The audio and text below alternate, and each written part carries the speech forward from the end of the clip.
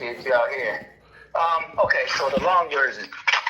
Please. Walk out this Don't store, forget, okay? please. I said please. Okay. I said I'm gonna please. walk out this store so I can get in detail, okay? Okay. Give me a second. I'm service. Take your time. Take your time. Okay. Gotcha. All right.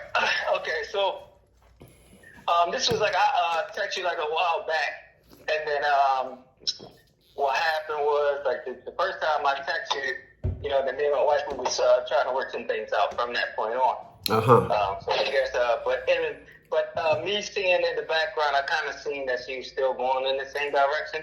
She do have, I don't know, bipolar. It's not diagnosed, but it seems like I don't know. Let me tell you something about a woman. Okay. They don't start acting up as a tune-up for your love. They start acting up for an exit. Okay. All right. And that's what I'm kind of sensing. That's what I'm sensing. Right. I do. I do have a text message between her and another guy. They're supposed to be having lunch. I'll send you that too. You can tell me what you think about that. Wow. I definitely didn't approve of that. And I definitely don't know. I never met the guy, but I know it was her ex manager where she used to work at.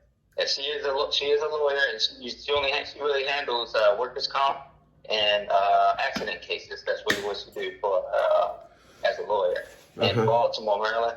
Okay. Okay. All right. So that was just this kind of skip a few things there. So when I contacted you, so my wife, so first she accused my son. I have 6 children. My oldest 2. You have 6 with her? No, 4 with her.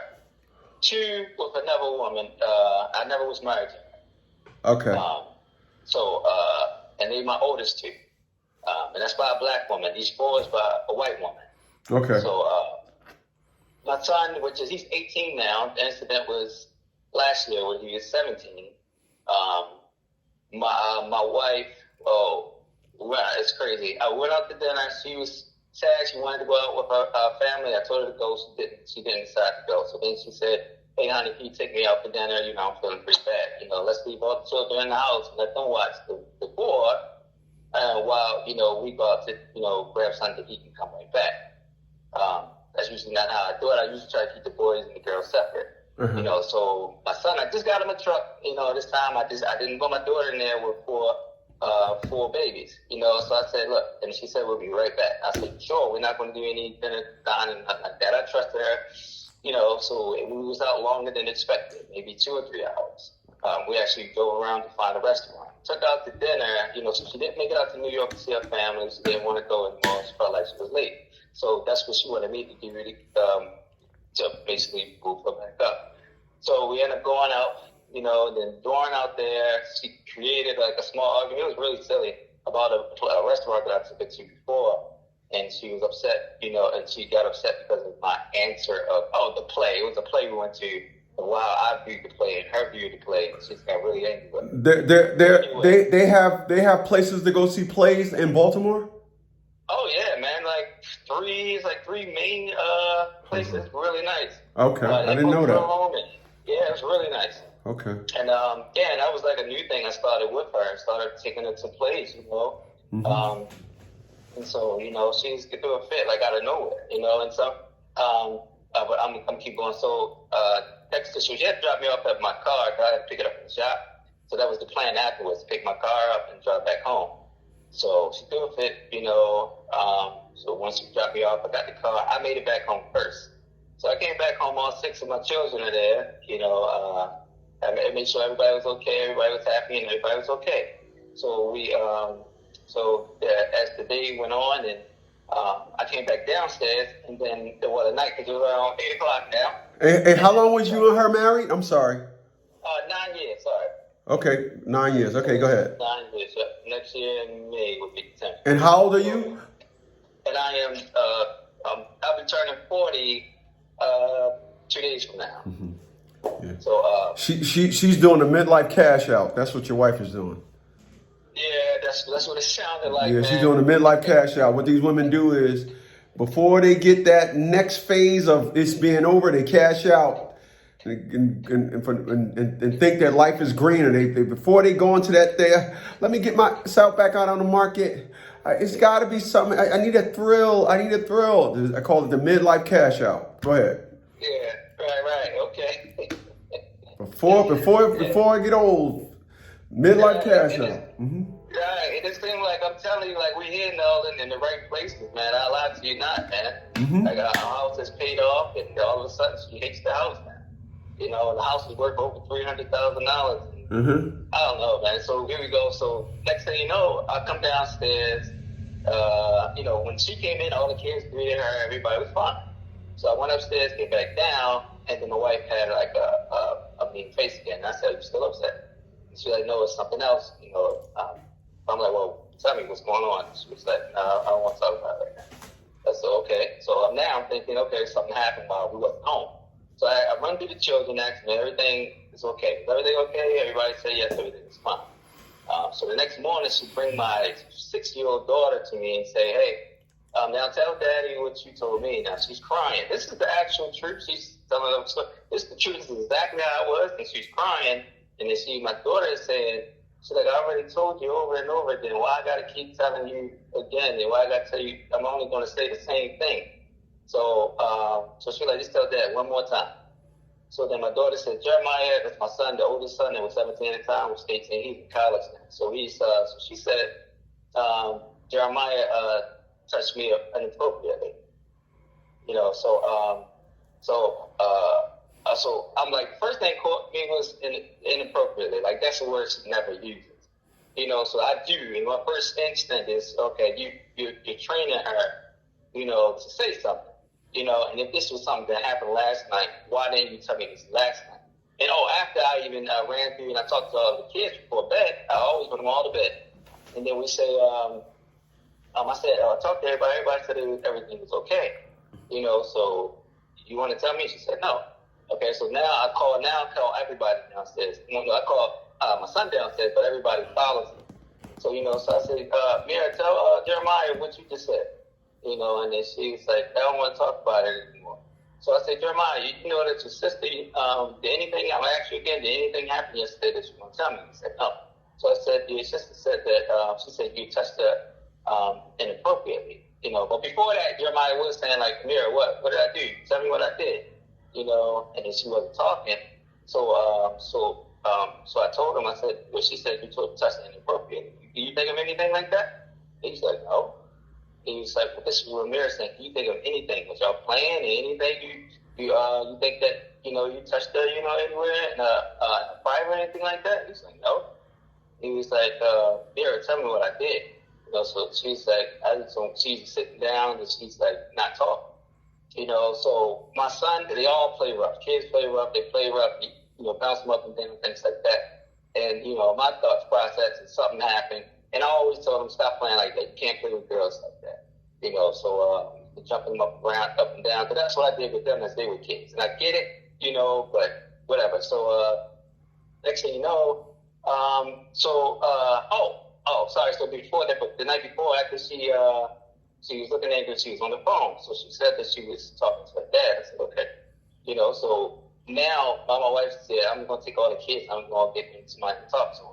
I said, "Whatever you think is best, honey. It's your kids too. Go ahead. Whatever you want to do." I'm thinking she's going to take them to a counselor or whatever, but she brings CPS back. So it was Sunday, and, you know, I couldn't find my keys. Thank God that day that we didn't go to church. So we come, I'm still here at home with my baby son. So my oldest son and my oldest daughter to go to the YMCA. So your wife is got on the hard hat. The construction site she's building up everything to destroy you and your family. Yeah, that's exactly what it seemed like. That's what my mom, you know, thinks too. So. She is going extra. She is. Yeah. That is her narrative. You're talking, and I'm just like, holy smokes. She's got the mortar. She's got the cement trucks. She is building everything. She's got everything in place to build up the destruction of you and your family. That's all that's going on here. Go ahead. Okay, so next thing you know, so CPS come. So I'm like, you know what? Well, she's coming, and then I see the police, and then another lady. This is all CPS, but I see her first, and I'm like, did y'all talk, to anybody? She was like, yeah, the CPS is coming. And I said, well, you didn't tell me you was doing that. Why didn't you talk to me first about that? Like, if anything, this should have been a family issue. So I want to be clear. You spotted people coming up to your residence, and you asked her a question, and then that was then when she told you CPS was coming. Yep. And do y'all still live in the same house right now? She just moved out maybe 2 or 3 months ago. Okay. And you said that the house is paid off? Yep. Put a lien on that property. So put a lien on it? Put a lien on that property. Do it today. Put a lien on that property. Explain to me how that works. Yeah, put a lien on that property. Yep. Do that today and file it with the city.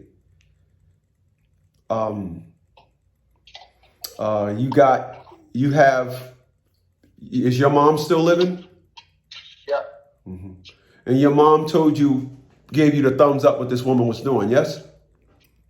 Yep. Okay. You borrowed, how much is available for the house? How much is what is it? What's the equity in the house? You said it's paid off. What's it worth? Yep, so $300,000. Okay. What you're gonna do is you're gonna go to a notary. Do this today. Go to a notary and get it drafted up. If you want us to do it, we'll charge you to do it, but we'll draft you up a document. You borrow $350,000 from your mom. Your mom has first liens on the property, and you're paying her back at the rate of $5,000 a month. You need to do that today or tomorrow at the latest, and file it with the city that your mother has first liens on that property. Wow. First liens? First lien. First lien on the property. First lien. You borrowed $300,000 from your mom, and you're paying her back at the rate of $5,000 a month. And you need to put on there, as I stated, your mother has first lien to the property. Write the shit up on a napkin if you have to. Get it notarized and file it with the city. Okay.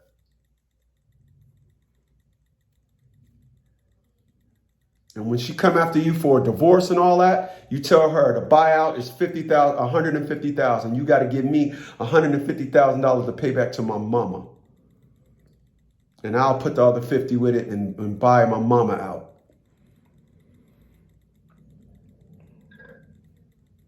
I'm furious right now listening to this bullshit. Jesus Christ. Yeah. Wow. All right.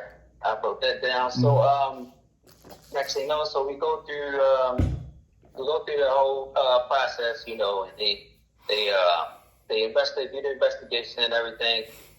So they ordered that I was getting my son, my oldest, to every other weekend.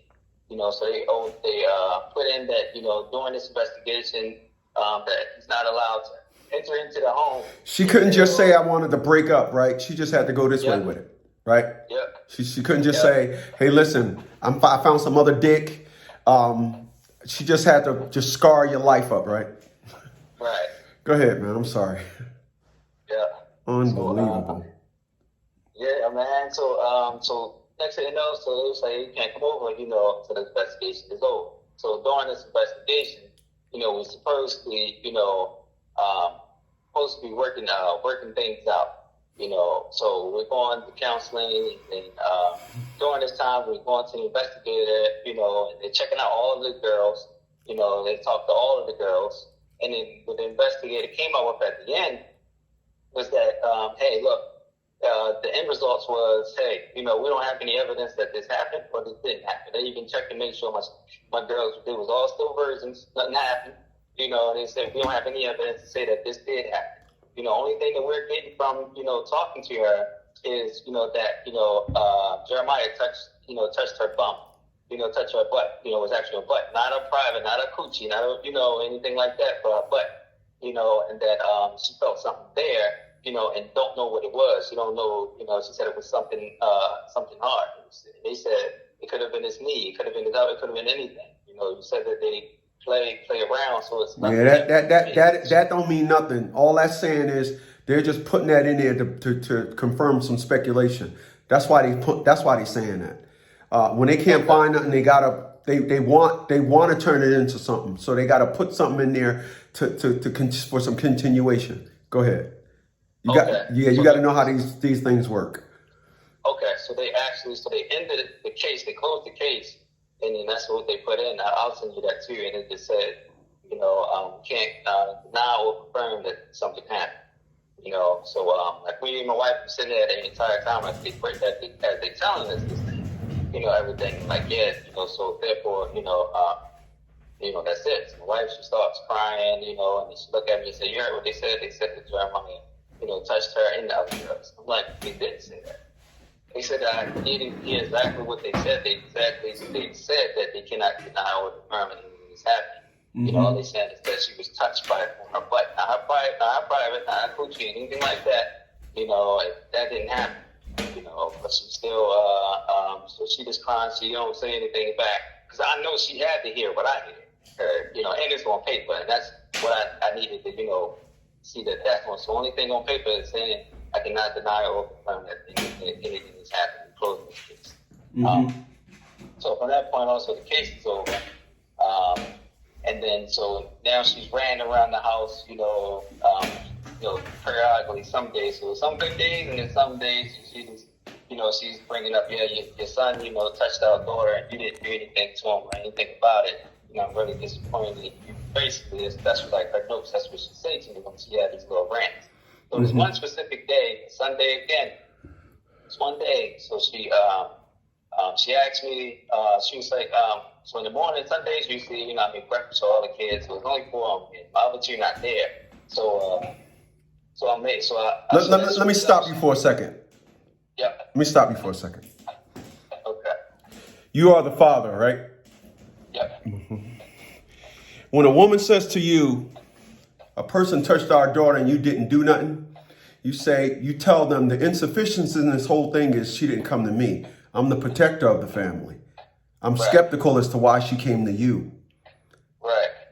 And you leave it at that. And you let her, you never give a woman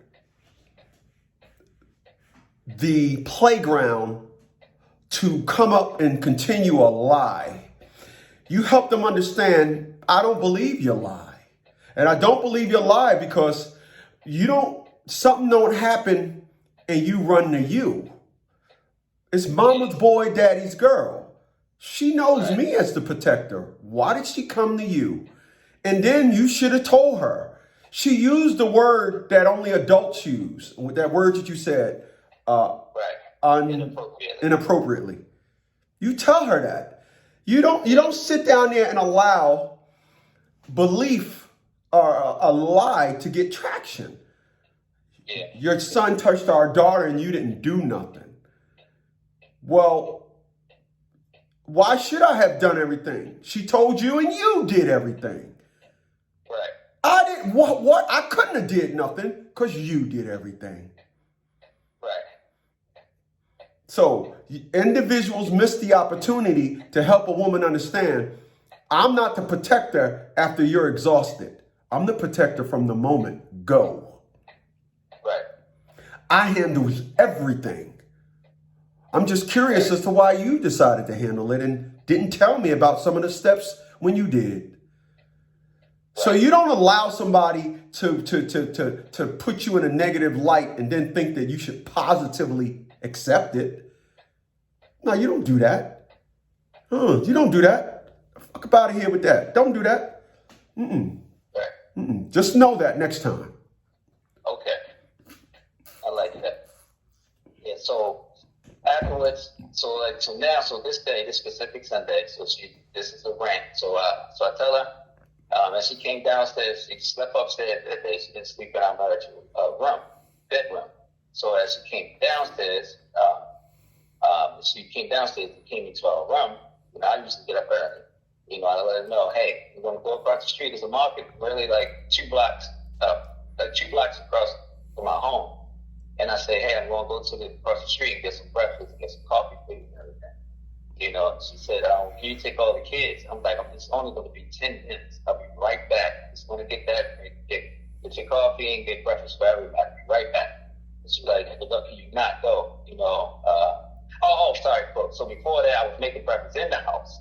We had some things, and then our gas stove, the light went out, the pilot went out, and the gas came out, and I didn't know. So she came downstairs and said, hey, gas is flowing, whatever, let's open some of these windows up. So that's why I was leaving to go to the market. So I was like, okay, I opened up all the windows, and I said, hey, I'm going to go across the street, go get some breakfast, and I'll bring it back.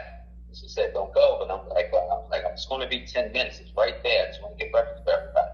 So I left anyway.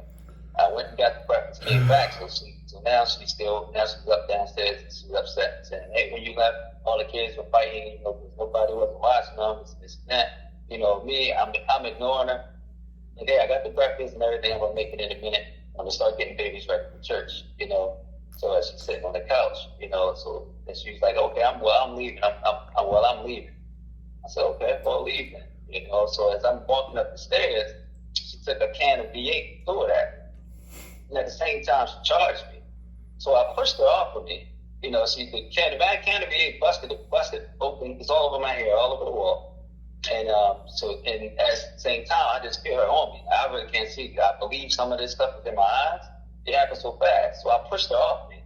And then she falls and then say, hey, I'm calling the police and telling them that you hit me. So I was like, no way. I said, no, I'm not going down like that. I said, you know what? I'll call them. So, so I called them. They come over, and then, so she's crying, and she's calling, her family. She was adopted. So she have a black mom, and a black sister, so they come over. They've been funny acting for some time towards me, So during this time, the police come. They're not here yet, So police come. I let them know, hey, look, my wife, she's on medication. She spazzes out sometimes, and this time, she spazzed out. And I called you guys, because she was saying that she was going to call the police and tell you guys that I hit her. And I wanted y'all to be here. Usually I would call the ambulance when she's spazzing out. I would call the ambulance and get her blood pressure down, tell her to take her medication and all these things. But I called you specifically this time because she was claiming that she was going to call you guys and tell her that I hit her, and I didn't. But I did get her off of me after she attacked me. I still have V8 juice just dripping off my head. I'm like, I didn't call you guys to lock her up or do anything like that. I just wanted, You should have. You should have. Yeah. So what happened? I'm going to just tell you this. My child's mom used to beat on me. Then one time she threw a jar at me. I forgot what it was. I think it was a candle. Yeah, I think it was a candle. Hit me in the balls. It didn't hurt. But I got in the buck fetal position. I stayed in that buck fetal position till I got to the hospital. I stayed in the buck fetal position till I went inside the room. I stayed in the buck fetal position till the doctor said, hi, I'm Dr. Such and Such. And I popped up and said, hey, doc, I just want this shit on record. Yeah, nice. Okay. Okay. I'm listening to you and you just sound too nice, man, to you. And any man, whenever a woman shows you that she wants to be a tyrant, you're not dealing with an adult no more. You don't afford them any leash, any getaways. You don't afford them anything. I don't want her to get arrested. I'm just calling you guys. No, you call them and tell them to get her to come out of here. You don't do that. Okay. You don't ever do that. You are more important than her. And when a person is acting in a way where one of the things that I have that is brilliant about me, and this is why I have the intellect that I have, is I have excellent foresight. When a person says something to me, before I even respond in a fraction of a second, I go like 20 back and forths in my head and see where it's going to end up. And before I say one word, I say something that will annihilate all those possibilities. So if you dealing with somebody that's throwing stuff at you and want to fight you, already blamed your son. I don't know why you wasn't on a code red with this individual since that. You should stayed on a code red. Ain't no way in hell a submarine gonna be in the water and a torpedo get fired at them and they're gonna come off of code red. They're gonna stay on alert until they find out where that damn torpedo came from. Until they eliminate where that torpedo came from, they stand on a code red. And you don't allow somebody to code red your life and then say, oh, I'm gonna still try to be a husband to this person. Dog, you don't do that. You don't do that. The platform that these women have in 2023 doesn't allow that. You should instantly know where this is going. The second she did something to you, you should have start recording. Yeah. And I have some recordings. Gotcha. I do. Go ahead. That's how I felt like, and that's and I have I started that in that specific time. I didn't record that time because it happened so fast. Usually I pick record before, so therefore when the police, if she was to call the police, this is why I called. Because usually if she called, I have to record it, and I didn't have to worry about it, and because if she called, before, but it was about, she threatened to call before, but she didn't. But I record just in case. Let me tell you how you handle that. You go to the dollar store. You get you one of them $29.99 cell phones. You don't ever get it hooked up. You just use it for a camera. So you get a $29.99 cell phone. You go get the Velcro thing and you Velcro the phones together. The two backs together. So you got one side of the phone always ready to record. The other side always ready to make a phone call. Okay. When you're dealing with somebody like that, you don't ever... Listen, the reason why Atia LaShawn Bradley was never successful with me, I never went around her without recording it. Every time I went and picked up our child, I recorded it. I never went around. She never, ever got the opportunity to make a claim towards me after she hit me. Never. Okay. Never. You don't give a woman that like that the time of day. Listen, I had a woman that come stay with me in June, from June 22nd to June 29th. I didn't trust that individual. I put a stick under my door. I don't have locks on my door in my house. I live by myself. But when she stayed here, I put a stick under my door so she couldn't walk in my room at night and try and screw me. And then when it was time for her to leave, she can say, I ain't got nowhere to go. Well, you fucking me, so I need to stay. Right. I don't trust women under no circumstances, especially when they start that dire straight on all that stuff. Don't trust them, brother. Don't trust them. Yeah. I definitely can see. Yeah. Because it got a little further. So after that, I got to the case on, went to like counseling at church and things like that. Trying to talk it through. I don't think the counselor was saying, enough, that he should have said, because I believe that he should at least been trying to correct her, but he was like, he wasn't, and he was like, out of all the things I told him, he really wasn't saying much to correct her. Like, I thought that, Christian, pastor or so would say. You talking about you went to counseling, right? Yep. And you just said you would think that they would have told her something to correct her, right? Right. Then how would they make money if y'all resolve this issue? And that's the thing. This one was free. Oh. So I thought, No, it wasn't free. Somebody was paying for it. It wasn't free. There's a program that paid for it. Huh? Okay, got you. Okay. Yeah, it ain't free. Yeah. Mm-hmm. I got you. Mm-hmm. So the record, them showing record of their counseling, it's been paid in that area. I understand. Bingo. Yeah, I understand. Yep. So where we at? So we tried to, did the counseling and things like that, and it just seemed like it just kept getting dragged out, things and such. So I called the police, I told them everything, and the next thing that's when they said, okay, all right, we're just going to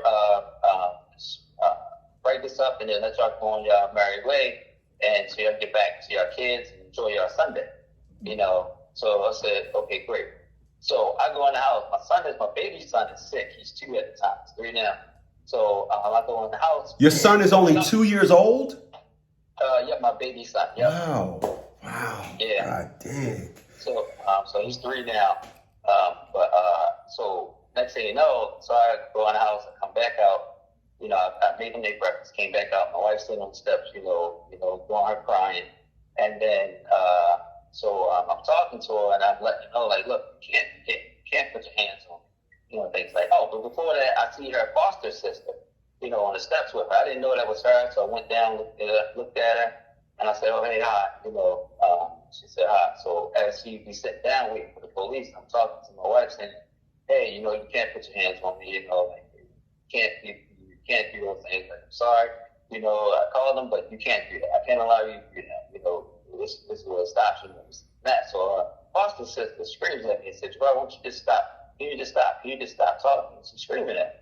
So, everything happened so fast. I know what I should have done then, but I didn't. So I just, I kind of screamed back and was like, you stop. You stop. I'm talking to my wife. I'm not talking to you. So at the same time, the police is coming up. So it was a white officer and a black officer. So the black officer comes up and he's saying, he's like, hey, what's going on? I'm trying to let y'all stay home, but if y'all want to be, arguing and still and things like that, then, we're going to have to lock somebody up. That's not what we want to do, So I'm like, I said, man, I'm just talking to my wife, and my wife is fine as I'm talking to her, but, she just started screaming at me, Okay, like, that's more like it. When you saying my wife is just fine, I'm shaking my head. No, she ain't. So, okay. Yeah. Then she just starts screaming at you. Yeah, there you go. Go ahead, I'm listening. Yeah. No, her foster sister starts screaming at me. This is the one screaming at me. My wife is listening to me. The foster sister started screaming at me. Yeah, okay, so, wow. So this is what I tell, remind you, they black, my wife is white, and so, like, the foster mom not there yet. So, like, that's a whole other story. She had to jack up the organization of her family since she fostered kids. That's another story I'll tell you. But so now, so the officer was like, if you guys can't, calm this down, then, I will have to take some money in, and that's not what I want to do. And I said, you know what? I need to be in the house with the kids anyway. My son is not feeling good. He's sick, and I'm feeding him, so I'm going to go ahead. I'm going to go in the house, let y'all wrap this up. I go in the house, I take a peek out the window, now I see her foster mom there. So now I'm in the house, still feeding the kids, and then, it's just taking longer than expected. And the next thing, my wife walks in, and there's a lady cop putting handcuffs on. So the white cop comes to me and said, hey, we're going to arrest you guys. I don't want to do it in front of the children. And I said, hold up, what? So I look at her, and she was like, you called them. I said, sorry, before that. So when I see her foster sister out there, the officer came in and he said, hey, here's a report. You want to write a report on it? I said, no, I don't want to write a report on it. I told you, I just wanted, this situation to be escalated, before we call an ambulance and anything like that. And I look over and I see my wife, she's filling out the form. So I look at her and I tell her, I said, what are you doing? My name's Emily. I'm like, what are you doing? Like, I'm not trying to get you locked up or anything like that. But I didn't want to say too much, like, hey, don't sign that, and I'm looking all suspicious and things like that. That was going through my mind. So I said, so he was like, so the officer told me, he said, well, just write, you refuse to sign. You refuse to sign. So I put refuse. So then I go back, so he go back to the car, I go back dealing with the children. And then they come in, and now it's a white officer lady, she's putting handcuffs on my wife. And I said, hey, what's going on? She was like, well, you called them. But I know it's what she filled out on the paper, And so before that I peeked out, then I seen a foster mom. So a foster mom out there, and I took a peek, and I started to go out there, but I didn't.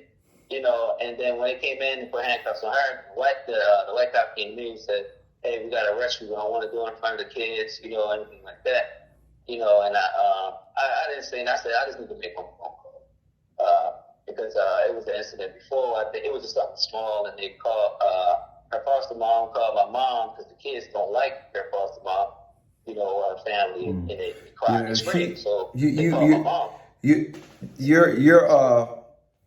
Your wife got issues that's got nothing to do with you. She's broken. Yeah.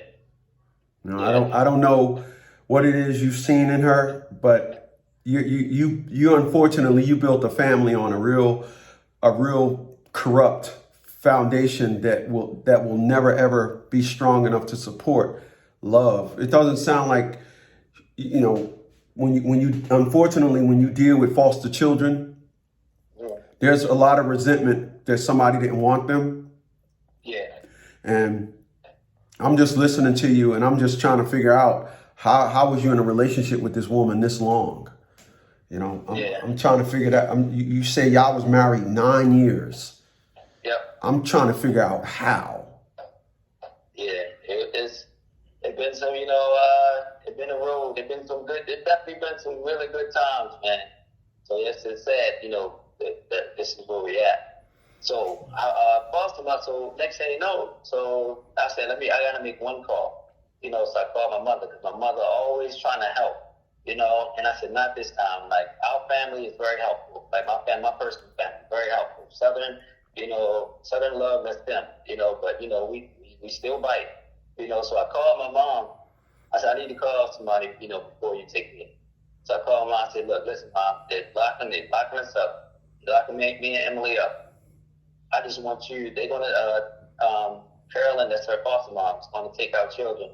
If they call and ask you to come help and get the children or anything like that, do not.